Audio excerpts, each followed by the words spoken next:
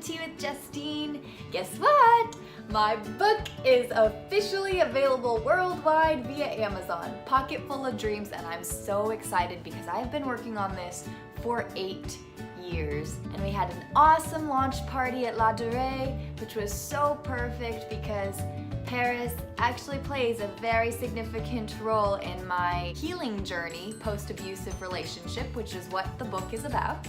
So at the launch party, we did a little Q&A after I did a reading, and I got some really great questions. And one of the questions was, what would I recommend if someone finds themselves in possibly an unhealthy relationship or even an abusive relationship? What is the first thing someone should do? So I wanted to give you 5 things that a person in a abusive relationship or an unhealthy one or toxic one might consider. And the first thing is therapy. Therapy was so helpful for me, and you know, we always think of therapy as a way to fix something that's broken, and it is definitely very good for that. But we should also think about therapy as self-care. Therapy just helps us untangle the mess in our minds, and there's different forms of therapy too. If you find a therapist and feel like, oh, maybe this one's not working out, don't be afraid to try a few therapists until you find one you really click with. I was really lucky. The first therapist I went to, she and I just clicked, and right away she had me thinking about things that I hadn't thought about, I didn't want to think about, and really untangling the mess that was in my mind. And I'm sure that saved my life. Now, the second thing you want to do is have a focus. For me, I had something very manifest in that I had law school to look forward to in a few months after I'd gotten out of the relationship. But even when you're in a relationship, think of something that's really important for you to work towards. Because when we're in relationships, we sometimes forget to think about ourselves, and we think of only the other person. And we need to remember to think of ourselves, to take care of ourselves. So for me, law school was very important. I needed to get back to the confident, bubbly, outgoing person that I know I am. And I couldn't enter law school being, really depressed, really out of it, disengaged. So that was my goal, to be in a good and healthy place mentally for law school, because I wanted to give it my all. And that, could be all kinds of different things for different people. Maybe you have kids you want to focus on. You can just focus on you. Know that you want to reach a certain state of mind, and just find something. Give yourself a project or something that you can work on that forces you to bring yourself to healthy mental state. And speaking of healthy mental state, the third thing that's really important is positive thinking.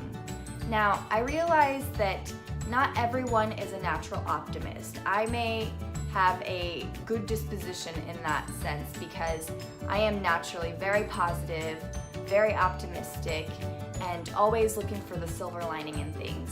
However, if you aren't naturally an optimist, try really hard to work on ways to build that positive thinking. Sometimes it may seem a little silly or far-reaching, but the energy we put out into the world, we receive. So the more we can garner up all of that great positive energy, the more we will feel it ourselves, and the more we will put out there, and others will return to us.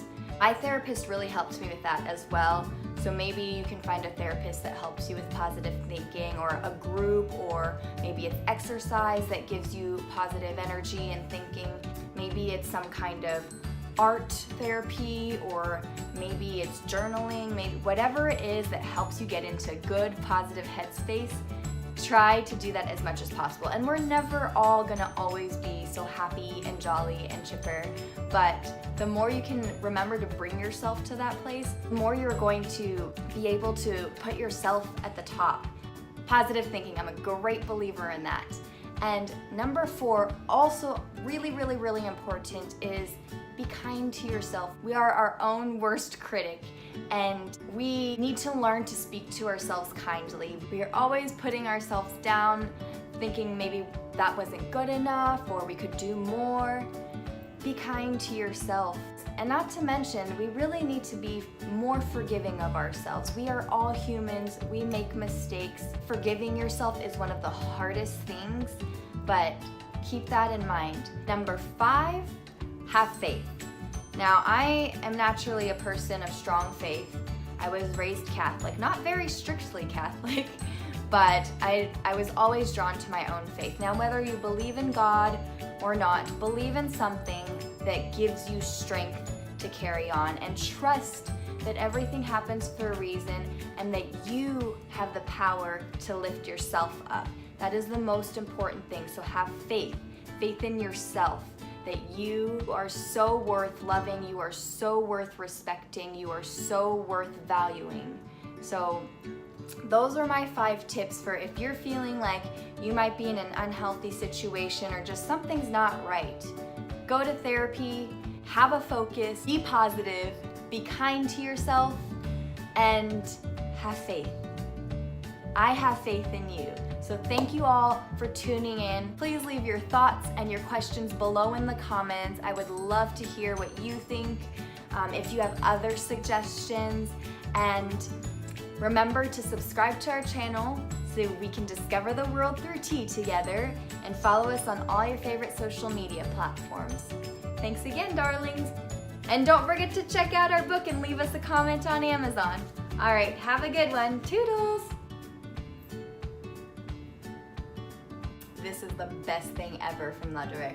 Oh, it's like the taste of heaven. White tea, la fraise. This is how I get myself in a happy place. And talking to all of you. Ciao now.